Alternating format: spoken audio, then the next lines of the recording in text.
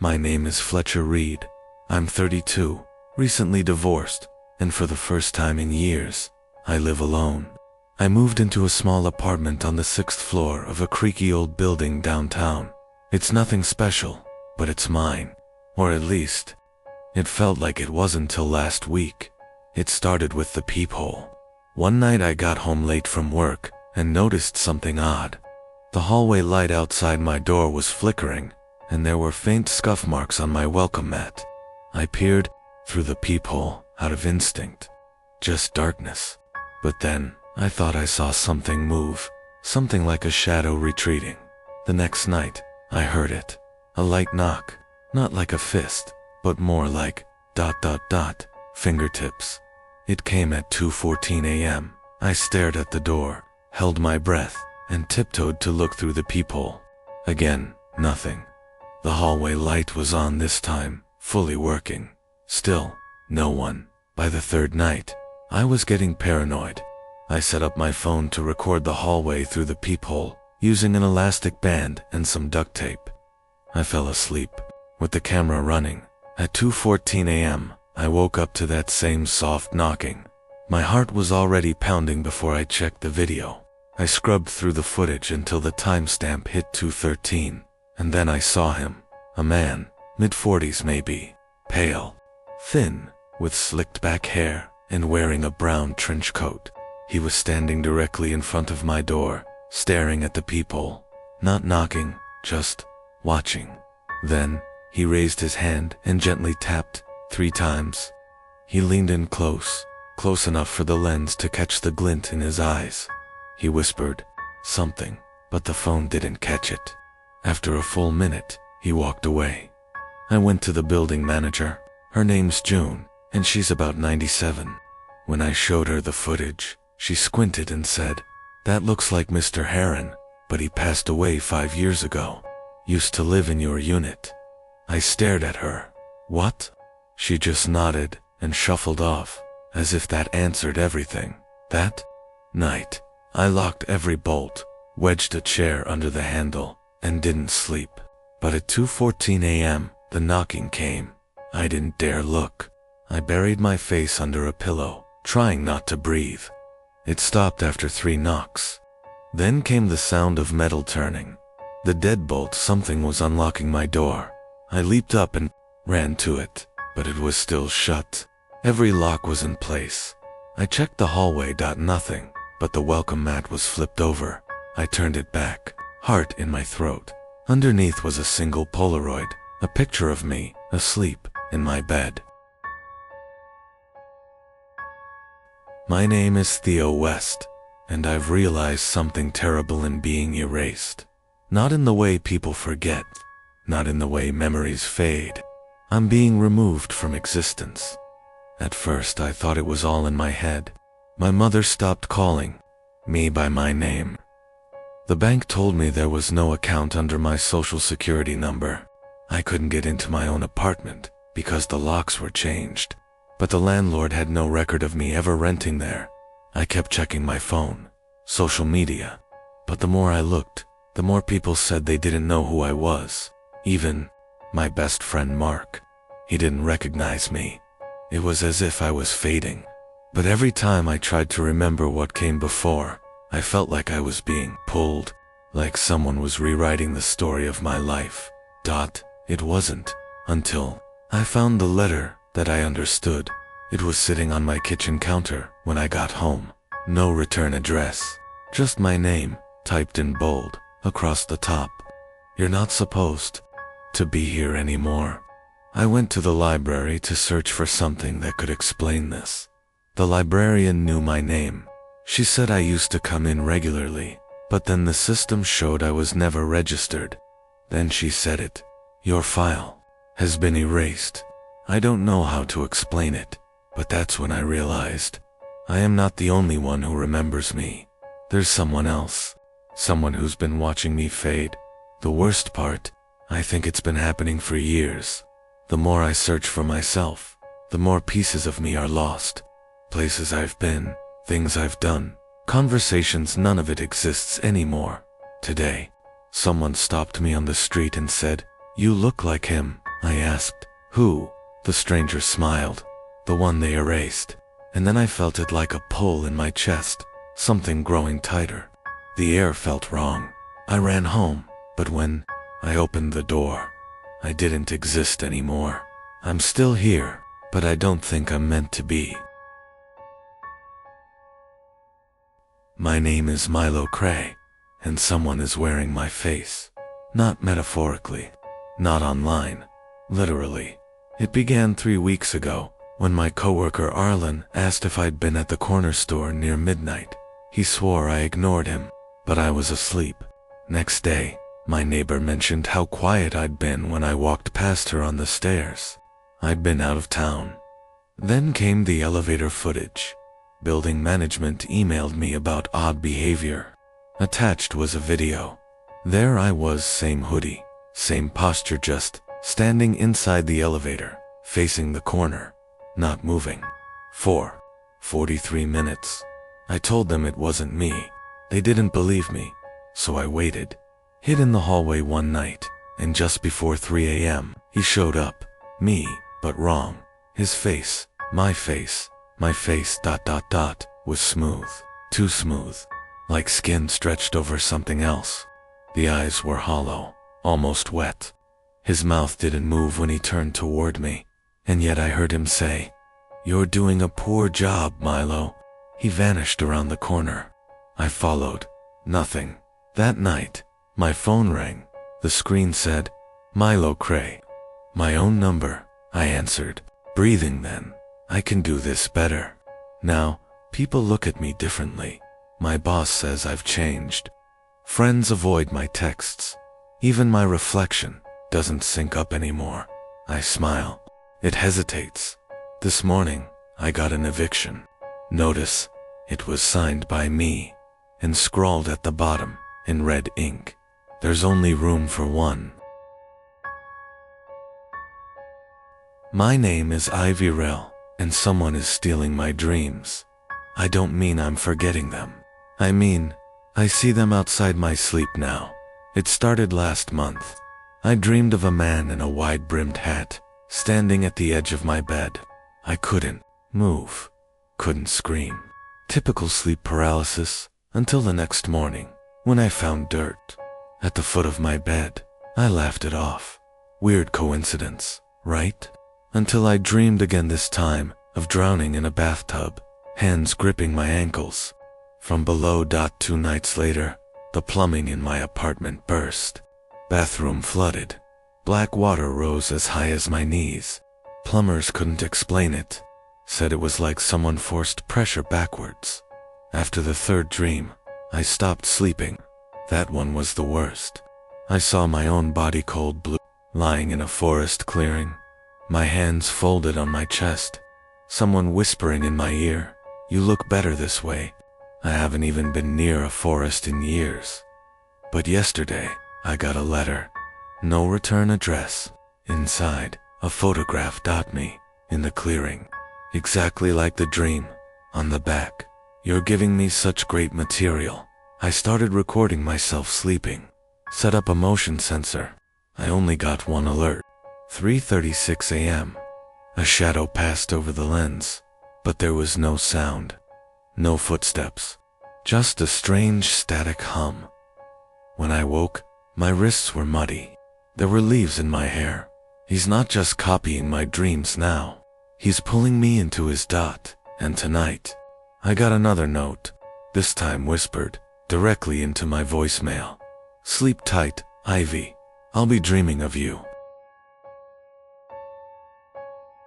My name is Jace Holloway. I moved into this basement studio because it was cheap, and honestly, I didn't have many options. Fresh out of college, broke, and trying to stay in the city. The place was rough. One window, a radiator that sounded like a dying walrus, but it was mine, or so I thought. My landlord, Mr. Caver, was friendly in a weirdly formal way. Late 60s, wore a body every day, smelled like antique books and moldy coffee. He lived upstairs. First day I moved in, he gave me a set of keys and said, "Privacy is a privilege. Treat it well." I laughed. He didn't. The first week was normal minus the occasional footsteps at night. I figured it was just a creaky old house. But then I started noticing things. My towel was damp when I hadn't showered. My fridge was slightly ajar in the morning. A spoon in the sink I hadn't used. I changed the locks. Caver wasn't happy about that. I must always have access, Mr. Holloway. Emergencies, you understand? Yeah, I muttered. Emergencies. I started leaving small traps. A hair across the doorframe. Flour on the floor near the entrance.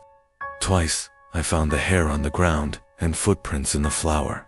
Someone was coming in while I slept. I bought a camera and hid it behind a stack of books on the shelf facing my bed. I let it record overnight. In the morning, I watched the footage at 2:46 a.m. The door opened, CAL. 5ER. He walked in like he owned the place, because technically, he did. He stood at the foot of my bed, just watching me. Then, he took something from his pocket, a small, leather notebook. He scribbled in it for nearly 5 minutes, nodding occasionally. Then, he leaned close to my face, whispered something I couldn't hear and left. I confronted him. He denied it all. Wild dreams, Mr. Holloway. Perhaps lay off the energy drinks. I called the police. They searched his place. They found the notebook. It was filled with entries. Not just about me, but about every tenant he'd ever had. Hundreds of pages. Detailed, obsessive accounts of our daily lives. Habits, favorite foods, fears. One line stood out. Jace cries in his sleep. He doesn't know I know. He will soon. The officers confiscated it. They said they'd press charges. But that night, I got home and found a note on my pillow. In the same handwriting. You shouldn't have read my book, Jace. Now I'm writing a new chapter. The final one. My name is Carter Vale, and I haven't seen my own face in 3 weeks. Not because I'm hiding. Not really. It's because every time I try to take a photo, check a reflection, or open my front camera, I don't see myself. I see him. It started with a glitch. I opened Snapchat and flipped the camera. There was a guy behind Meadle, pale, expressionless. I spun around, no one. When I looked back, the screen was black. I thought it was just some creepy filter thing, but it kept happening. Instagram, Zoom, even FaceTime. I opened my camera. He was there. A little closer. Eventually, he wasn't just standing still anymore. He'd moved just barely. A twitch of the head. A blink once. He mouthed something. I recorded it. Slowed it down. He said, "Look behind you." That night, I smashed my phone. The next morning my laptop turned on by itself. My webcam light blinked. A video started playing. It was me sleeping, from the corner of my ceiling, and in the footage. He was crouched above the bed, watching. Not moving. Not blinking. I left my apartment that day and never went back. But he followed. A public bathroom mirror. There he was. Elevator security cam. Same. Someone else's phone accidentally pointed at me. He's always in the frame now. Always behind me. Sometimes inside my silhouette. The scariest part, no one else sees him. They look right at the same screen and say, "There's nothing there, Carter." But I know what I see, and tonight, when I turned my laptop on again, a Word doc was already open. One sentence. Soon, the reflection will be all that's left. My name is Ilara Quinn, and I don't know which one of us is the original anymore. It started when I noticed changes to my routines, subtle things. My toothbrush would be wet when I hadn't used it. My perfume bottle, slightly rotated. My journal, written in pages I hadn't filled. At first, I thought I was losing it. Maybe stress. Maybe sleepwalking. Then, I saw the photo. It was slipped under my apartment door. A Polaroid. Of me, only. ... It wasn't me. Not quite. Her hair was slightly, shorter. Her smile was crooked left side higher, and she was wearing my favorite sweater, one I hadn't seen in days. I locked every door, every window. I set up cameras in my apartment. That night, I stayed awake, watching from my phone. At 3:14 a.m., someone unlocked the door. She walked in me, same height, same face, same scar on the wrist from childhood. She didn't look confused. She looked comfortable. She opened the fridge, poured herself juice, then sat at my desk and began writing in my journal. Her handwriting matched mine, line by line, perfectly. Then she looked up, stared directly at the camera, smiled. I didn't sleep. Next morning, she was gone. I checked the footage. It was wiped clean. All that remained was one frame, her face, close up, a message scrawled in blood red marker across her cheek. You are the copy. I left, stayed with friends, changed locks, switched cities, but she followed. Notes appeared in my luggage, photos taped to bathroom mirrors, each one more recent than the last, the final one. It showed her standing behind me on a bus, that same crooked smile, caption underneath, one of us has to go. Guess who gets to choose? My name is Riley Easton. I run a small YouTube channel, book reviews, horror stuff, nothing major. Just me, my webcam, and the occasional late night ramble. I never expected to grow fast, but about 6 months ago, my subscriber count exploded. A video about cursed books went viral. People loved it, and then came him. He called himself Inkeeter13, at first, just another commenter. But, unlike the trolls and fans, he was always accurate. Disturbingly so. Nice video, Riley. You still chew your left thumb when you're lying.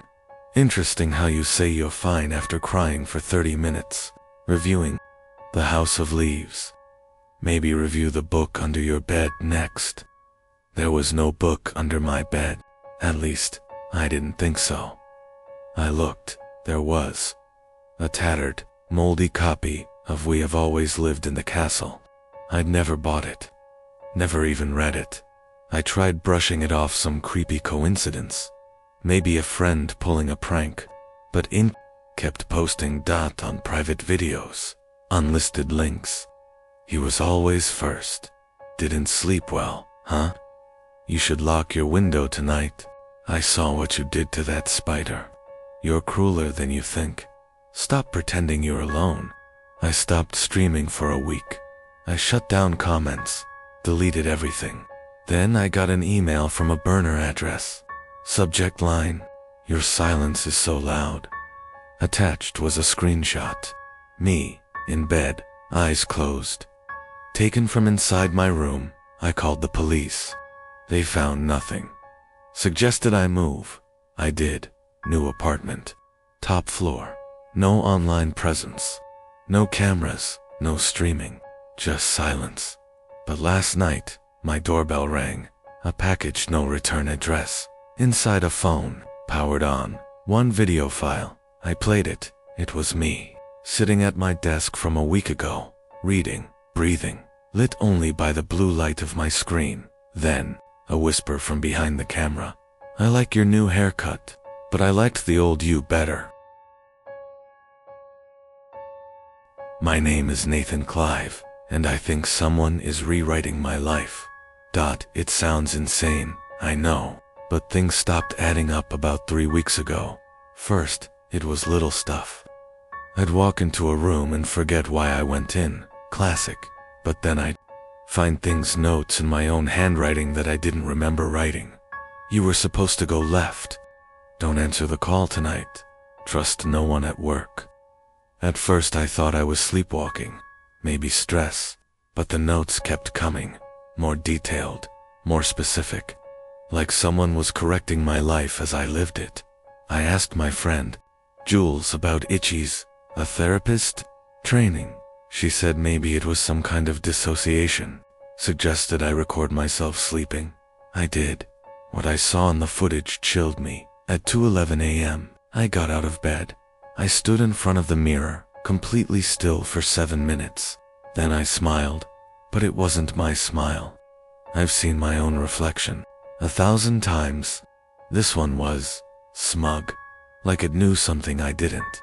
Then I whispered, "He's not writing me right. I'll fix it." I jolted awake, had no memory of the night. I deleted the footage, threw out every mirror in the apartment. That same morning, I found a manila envelope outside my door. No return address. Inside, pages typed, my name at the top. Dialogue, scenes, descriptions. It was a script of my life. And the last line on the final page said, "Nathan discovers the final page, and then the knock comes." My breath caught. 3 seconds later, someone knocked. I didn't answer. I burned the pages, smashed my phone, left town, went off-grid, but the story didn't end.